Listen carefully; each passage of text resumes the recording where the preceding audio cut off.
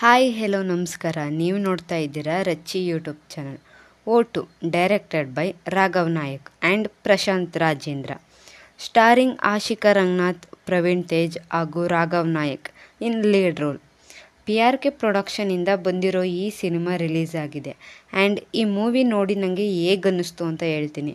ಹೇಳೋಕ್ಕೂ ಮುಂಚೆ ಇನ್ನೂ ಯಾರು ನಮ್ಮ ಚಾನಲ್ಗೆ ಸಬ್ಸ್ಕ್ರೈಬ್ ಆಗಿಲ್ಲ, ಪ್ಲೀಸ್ ಸಬ್ಸ್ಕ್ರೈಬ್ ಆಗಿ ಸಪೋರ್ಟ್ ಮಾಡಿ ಅಂತ ಕೇಳ್ತಾ ಶುರು ಮಾಡೋಣ. ಓಟು ಸಿನಿಮಾದ ಆನ್ಲೈನ್ ಸ್ಟೋರಿ ವಿಚಾರಕ್ಕೆ ಬಂದರೆ, ಡಾಕ್ಟರ್ ಶ್ರದ್ಧಾ ಒಂದು ರಿಸರ್ಚ್ ಪ್ರಾಜೆಕ್ಟ್ನ ನಡೆಸ್ತಿರ್ತಾಳೆ. ಅದರ ಹೆಸರು ಬಂದು ಓಟು ಅಂತ. ಸಿಂಪಲ್ಲಾಗಿ ಹೇಳೋದಾದರೆ, ಸಾಯ್ತಿರೋರನ್ನು ಬದುಕಿಸೋ ಒಂದು ಪ್ರಯತ್ನ. ಹೇಗೆ ಪ್ರಯತ್ನ ಮಾಡ್ತಾರೆ, ಪ್ರಯತ್ನದಲ್ಲಿ ಗೆದ್ರ ಸೋತ್ರ, ಇದರ ಸುತ್ತ ಬರೋ ಚಾಲೆಂಜಸ್ ಏನು ಅನ್ನೋದನ್ನು ನೀವು ಸಿನಿಮಾ ನೋಡೇ ತಿಳ್ಕೊತೀರ. ಸಿನಿಮಾದಲ್ಲಿ ನನಗೆ ಇಷ್ಟ ಆಗಿದ್ದು ಇದರ ಕಾನ್ಸೆಪ್ಟ್. ಈ ಸಿನಿಮಾದಲ್ಲಿರೋ ಕಾನ್ಸೆಪ್ಟ್ ಏನಿದೆ, ಸದ್ಯಕ್ಕೆ ಕನ್ನಡದಲ್ಲಿ ಈಗೀಗ ಎಕ್ಸ್ಪ್ಲೋರ್ ಮಾಡ್ತಿರೋ ಕತೆಗಳಲ್ಲಿ ಇದು ಒಂದು ಆ್ಯಡ್ ಆಗುತ್ತೆ. ಒಂದು ಸೈನ್ಸ್ ಫಿಕ್ಷನ್ ಥೀಮ್ನ ತಗೊಂಡು ಅಲ್ಲಿ ಮನುಷ್ಯನನ್ನು ಮತ್ತೆ ಬದುಕಿಸುವ ಪ್ರಯತ್ನ ಅನ್ನೋದು ಏನಿದೆ, ಇದು ನೋಡುವಾಗ ಲಿಟ್ರಲಿ ಎಕ್ಸೈಟ್ ಮಾಡ್ತಿತ್ತು ನನ್ನ. ಏನೇ ಬೇರೆ ಸೀನ್ಸ್ ಬಂದರೂ ಕೂಡ ಮತ್ತೆ ವಾಪಸ್ ಪೋರ್ ಕಂಟೆಂಟ್ಗೆ ಬಂದಾಗ ಮತ್ತೆ ಅಷ್ಟೇ ಕ್ಯೂರಿಯಸ್ ಆಗಿ ನೋಡೋಕ್ಕೆ ಸ್ಟಾರ್ಟ್ ಮಾಡ್ತೀವಿ. ಆ್ಯಂಡ್ ಇದು ಕಾನ್ಸೆಪ್ಟ್ ಆ ಐಡಿಯೇಷನಿಂದ ಸಾಧ್ಯ ಆಗಿದೆ ಎಂದು ಹೇಳಬಲ್ಲೆ. ನೆಕ್ಸ್ಟ್, ಇದರ ನೆರೆಟಿವ್ ಅಪ್ರೋಚ್. ಈ ಒಂದು ಕಥೆಯನ್ನು ಹೇಳೋದಕ್ಕೆ ಇವರು ತಗೊಂಡಿರತಕ್ಕಂಥ ದಾರಿ ಇಷ್ಟ ಆಯಿತು. ಒಂದು ಕಡೆ ಥ್ರಿಲ್ಲಿಂಗ್ ಎಪಿಸೋಡ್ಸ್, ಒಂದು ಕಡೆ ಲವ್ ಎಪಿಸೋಡ್ಸ್ ಆ್ಯಂಡ್ ಇನ್ನೊಂದು ಕಡೆ ಸೈನ್ಸ್ ಫಿಕ್ಷನ್. ಇದನ್ನೆಲ್ಲ ಇನ್ಕ್ಲೂಡ್ ಮಾಡಿಕೊಂಡು ಒಂದು ನೆರೇಟಿವ್ ಸ್ಟೈಲ್ನ ರೆಡಿ ಮಾಡಿಕೊಂಡಿದ್ದು ಚೆನ್ನಾಗಿತ್ತು. ಎಲ್ಲದನ್ನು ಹೇಗೆ ಕನೆಕ್ಟ್ ಮಾಡ್ತಾರೆ ಅನ್ನೋ ಪ್ರಶ್ನೆ ತಲೆಯಲ್ಲಿ ಹುಟ್ಟುತ್ತೆ.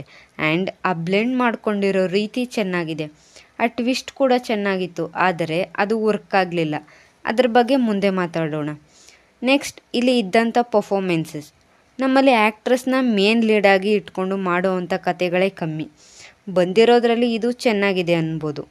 ಆ್ಯಂಡ್ ಇದರಲ್ಲಿ ಆಶಿಕಾ ಅವರ ಪರ್ಫಾರ್ಮೆನ್ಸ್ ಕೂಡ ಚೆನ್ನಾಗಿದೆ. ಸ್ಪೆಷಲಿ ಎನರ್ಜಿನ ಸ್ಕ್ರೀನ್ ಮೇಲೆ ತೊಗೊಂಡು ಬಂದಿದ್ದು ರಾಘವ್ ನಾಯಕ್ ಅವರು. ಸಖತ್ ಎನರ್ಜಿ ಇತ್ತು ಅವರ ಪರ್ಫಾರ್ಮೆನ್ಸಲ್ಲಿ.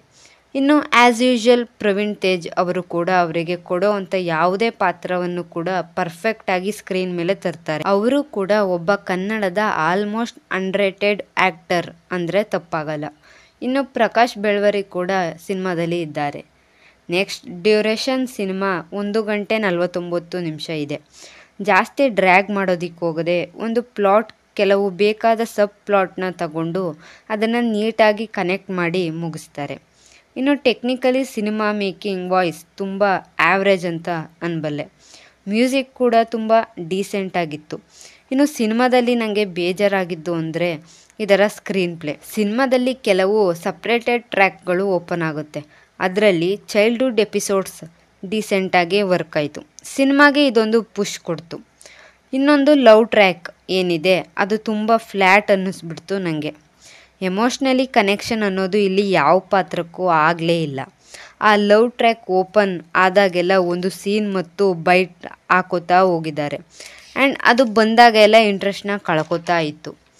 ಒಂದು ಸಲ ಬಂದಾಗ ಅದು ಚೆನ್ನಾಗಿತ್ತು, ಆದರೆ ಪ್ರತಿ ಸಲ ಅದನ್ನು ಒಂದಷ್ಟು ಹಾಕೋತಾ ಹೋಗಿದ್ದು ನನಗೆ ಇಷ್ಟ ಆಗಲಿಲ್ಲ.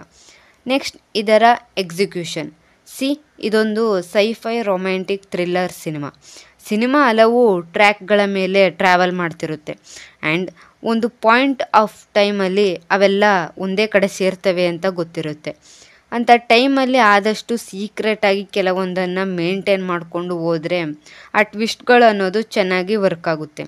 ಆದರೆ ಇಲ್ಲಿ ಜಸ್ಟ್ ಒಂದು ವಾಯ್ಸಿಂದ ಇಡೀ ಪ್ರೆಡಿಕ್ಟಬಲ್ ಆಗೋಗುತ್ತೆ. ಸಿನಿಮಾದಲ್ಲಿ ಯಾವುದೇ ಫೇಮಸ್ ಆರ್ಟಿಸ್ಟ್ಗಳ ವಾಯ್ಸ್ ಕೇಳಿಸಿದ್ರು ಕೂಡ ನಮಗೆ ಅಟ್ಲೀಸ್ಟ್ ಅವರ ಫೇಸ್ ಕಣ್ಮುಂದೆ ಬರುತ್ತೆ. ಆ್ಯಂಡ್ ಸ್ಕ್ರೀನ್ ಮೇಲೂ ಅದೇ ಬಂದುಬಿಟ್ರೆ ಅದು ಅಲ್ಲಿಗೆ ತುಂಬ ಕ್ಲಿಯರಾಗಿ ಗೊತ್ತಾಗೋಗುತ್ತೆ, ಇದೇ ಕ್ಯಾರೆಕ್ಟರ್ ಆ್ಯಂಡ್ ಇದೇ ಥರ ಆಗಿರುತ್ತೆ ಆ್ಯಂಡ್ ಇದೇ ಥರ ಎಂಡ್ ಆಗುತ್ತೆ ಅಂತ.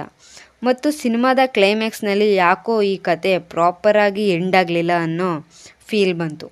ಸೊ ಇದೊಂದು ಒಳ್ಳೆ ಪ್ರಯತ್ನ ಅನ್ಬೋದು, ಒನ್ ಟೈಮ್ ನೋಡ್ಬೋದು. ಸೊ ಇದಿಷ್ಟು ನನಗೆ ಈ ಸಿನಿಮಾ ನೋಡಿ ಹೇಳಬೇಕು ಅಂದ್ಕೊಂಡಂಥ ವಿಚಾರಗಳು.